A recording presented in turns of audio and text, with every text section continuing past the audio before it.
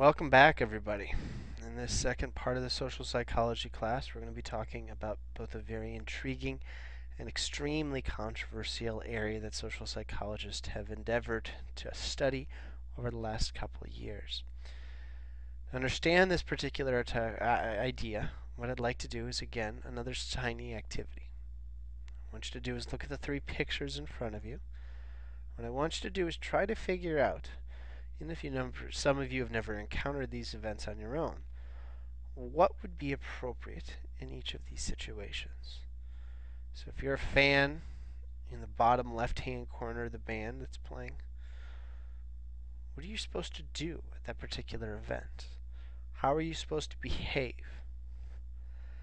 After that, I want you to think of another concert that you could go to, one in the upper right-hand corner.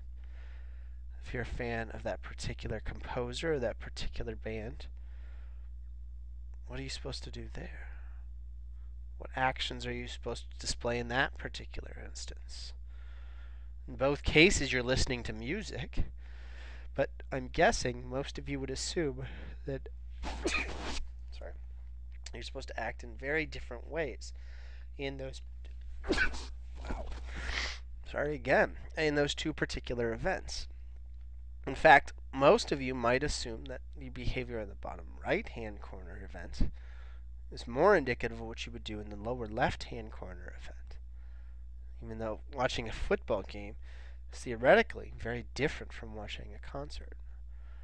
These comparisons, these ideas of what you would do, all relate to how you react to the cues that you're getting from your social environment. I mean, the fact that most of you know what you should do means that you understand an idea of something that we most of the time take for granted. This particular idea is something we call conformity, or kind of bending our behavior in order to fit the roles of others.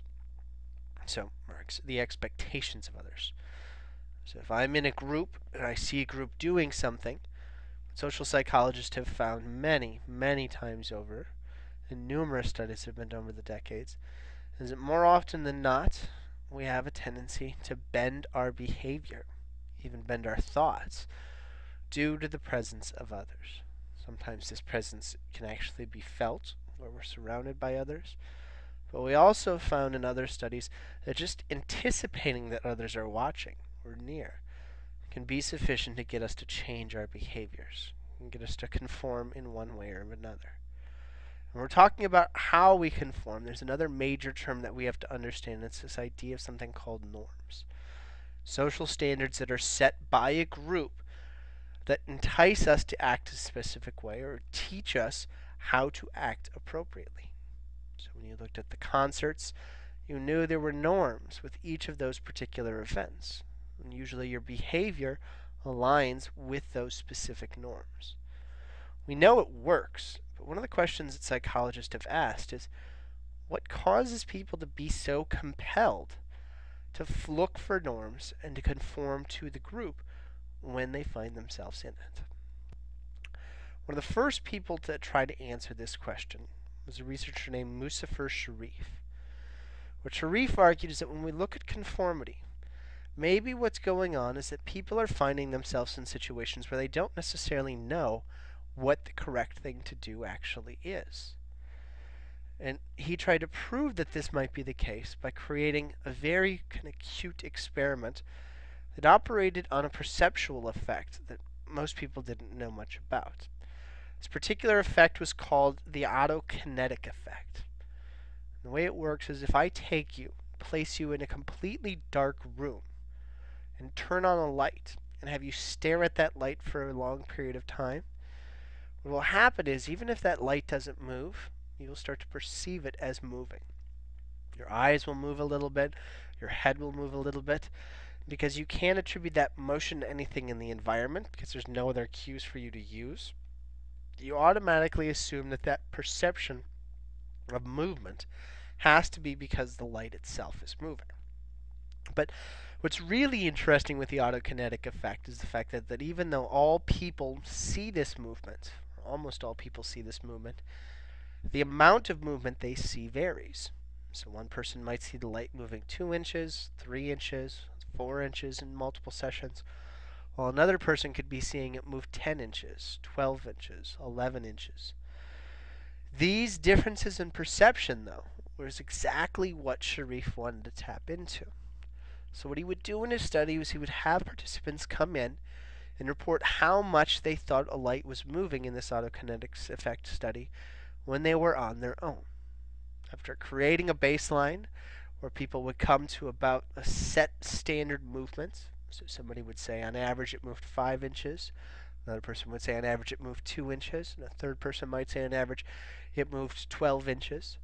He'd then take these 3 people, or 4 people, or 2 people, however many he wanted in these different sets of studies, and combine them into a room together, and have them report how much they thought it moved while in the presence of others. And what he found was really interesting. Even though each person had their own set idea of how much it moved on their own, when paired up with each other, they started perceiving it as moving the exact same amount. So the person who saw it moving 2 inches on average started inching up, getting to 5 or 6 inches. The person who saw it move 12 inches on average when they were alone started moving down, and saw it eventually move to 5 or 6 inches. Where the person who was kind of in the middle stayed exactly where they were. And these alterations in perceptions were not something that people attributed in this experiment to the others around them. In fact, they argued that maybe this new light moved a special amount. What was really interesting for Sharif was the fact that when he separated them, their conformity remained. So the person that saw it moving 2 or 3 inches before they were ever paired with anybody, for the rest of the time when they were in that experiment, continued to see that movement of about 2 to 3 or 5 to 6 inches when they were alone. This effect was what Sharif argued is exactly how conformity works. We find ourselves in a situation where we don't know what to do, so we look to others to find norms, to create norms, so we can maintain our behavior in an appropriate way, so we can kind of come to the right conclusion about what to do, because theoretically there's never really a right answer as to what to do. This idea was very widely accepted by social psychologists. And then another researcher kind of threw a major wrench into this idea. That particular researcher's name was Solomon Asch. And what he argued was that yes, conformity probably does increase in ambiguous situations. There's no doubt about it. Sharif's experiment was very, very solid. But he said, well, what happens with ambiguous situations? Unambiguous situations. What happens when we know what the right answer is? So what he did was he created an experiment that asked people to do something very simple. And we judged the lengths of lines. So he would have a test line like the one on the left, and he would ask people, which line is that test line most like? Line 1, 2, or 3? Now, I'm guessing most of you, if you're looking at this and paying attention, can say with absolute certainty, it's obviously line 2. What Asch wanted to find was if there was any way he could make people change their response. In essence, get them to conform to the group when there is such a right answer. When he found what he did, his results were really, really groundbreaking. And they really shattered the social conformity society's concept of why we do the things we do. So please, pause this presentation, go to the YouTube video, and watch a recreation of Solomon Asch's line study so you can see why this was such an unbelievably interesting study when it was run at its time. After that, you can move on to the next slide. Now, what you should have seen in this Asch study is that conformity happened for a number of different reasons. One of the reasons why it could have happened was because people just felt compelled to fit in with the group, even though they knew that the group was actually wrong. When this occurs, we call this behavior public compliance. Namely, people are conforming because even though they don't necessarily believe what the group is doing or saying, they feel this stress, this idea that they need to be a part of the group. This desire to have people in the group like us, to be a part of the group, is something we call normative social influence. Namely, our desire to be a part of the group can sometimes just change what we do, make us do things that we don't normally do. But Ash also said that theoretically there could be a number of people, because they assumed that there were so many people giving the wrong answer, indicating that they possibly were the ones who were wrong. So some people, he thought, are actually committing what's called private acceptance. We saw this in the first person that got it wrong. There's so many people giving the different answer in their mind. They have to be wrong. They have to be the ones that are misperceiving the event. And Ash said in his study, some people did, even after they were told that the group was wrong, struggle to realize where the group went wrong. They just were so convinced that many people they were paired with couldn't possibly be wrong. Ash proposed that this happens all the time. We follow the group numerous times in our day or in our environment, but we do it for different reasons. Sometimes just to fit in, sometimes because we truly believe those groups we're a part of are infallible, that they can't possibly be wrong in some of the activities that they're doing. This idea also led Ash to start asking, if this is the case, how can we strengthen some of the effects that we find? Two of the things that were discussed in the video was the fact that having an ally can greatly decrease the need for conformity. Namely, if everybody's giving the same answer, our ability to resist the group is greatly weakened. So in a study, about 35 to 40% of participants caved to the group when there was nobody else that gave an alternate answer. But the first second somebody gave an alternate answer, the first second an ally was present, conformity dropped to below 10%. This was a major factor in Ash's idea of what causes conformity. That uniform group was absolutely essential to increase conformity within an individual. Another thing that's required is that you have to have a fairly substantial group. If I'm paired up with just one other person, the odds of me conforming to that one person giving the wrong answer is exceptionally low. If there's two people giving the wrong answer, I'm not very likely to conform. But if three people give the wrong answer, then typically I'm at pretty much my maximum level of conformity. In fact, we give this particular effect a special name. Ash called it the magic number 3, because it seemed to be the critical number, the critical mass number that was required to get people to start to want to be a part of the group, to associate with the group, and really start to conform to the norms that the group sets.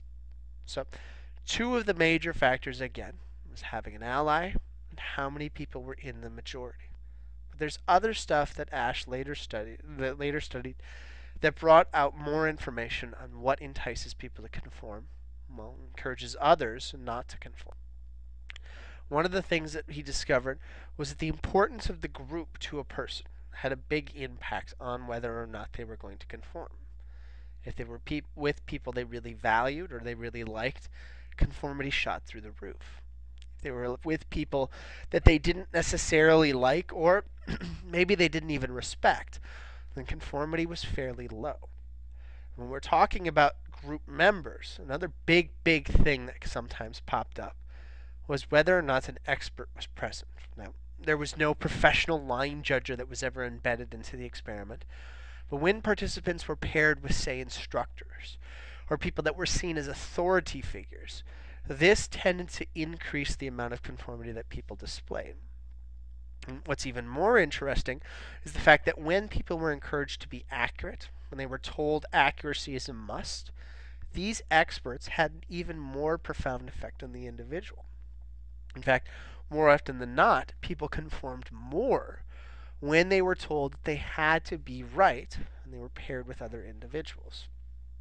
If the group also had specific instructions presented to them, like they needed to be fast in their responses, or everybody needed to give the same response, again, conformity increased.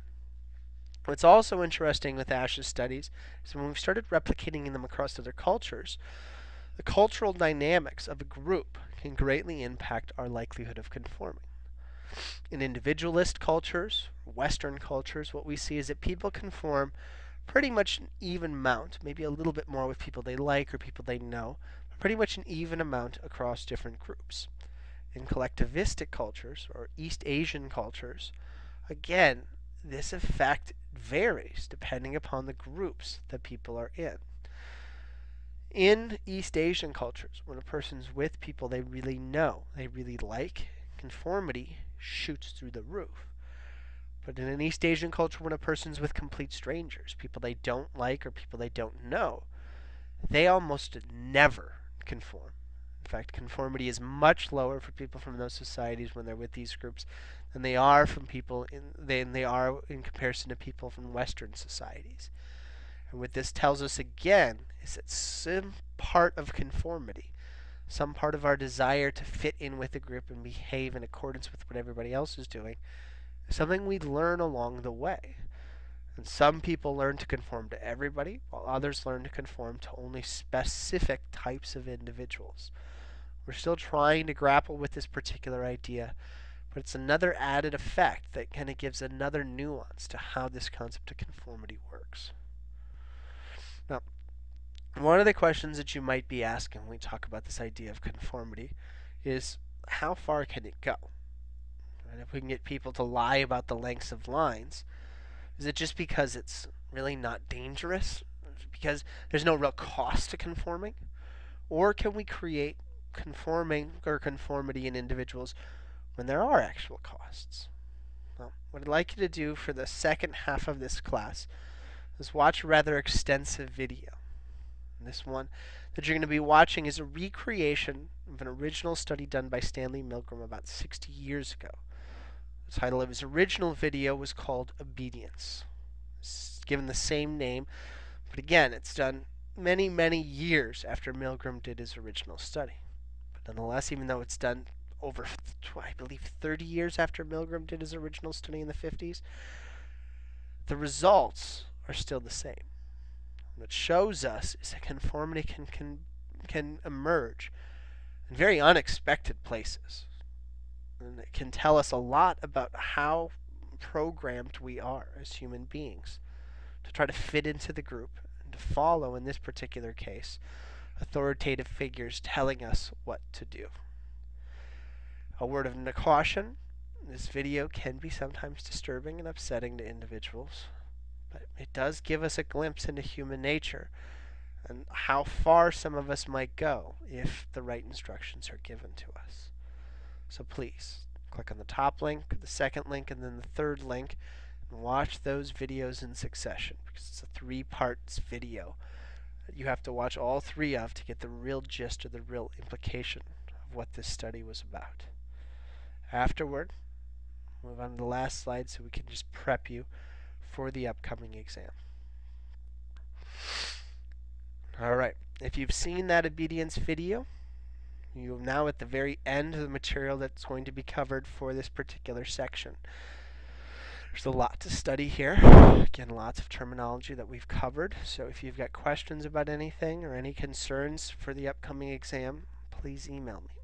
Otherwise, good luck in your studies. I wish you all the best, and I'll be pulling for you in the exams in the upcoming days. Take care. Make sure you get those submissions in as soon as you can.